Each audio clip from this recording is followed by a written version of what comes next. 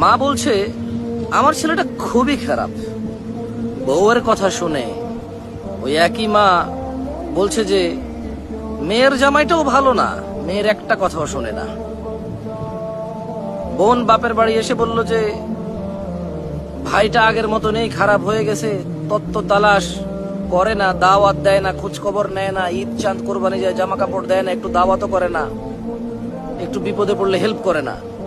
আবার ওই বোনটাই বলে আরে জানিস তোর দুলাভাইটা খুবই খারাপ, কাম কাজ করে করবি কি আর, বোনের দাওয়াত দে, বাগিনারে দাওয়াত দে, আজকে বোনের এটু হয়েছে, ভাইয়ের ওটা হয়েছে, সারাদিন তো বোন ভাই করে করে তার জীবন শেষ করে দিল। ভালো পড়েনি জামাইটা, মানে ভালো পড়েনি। অবাক অবাক করা চরিত্র না? মা তার ছেলের জন্য যে চরিত্রকে অপছন্দ করে, ঘৃণা করে, বদদোয়া করে, কিন্তু মা তার মেয়ের জামাইয়ের জন্য এমন চরিত্রের আকাঙ্ক্ষা করে।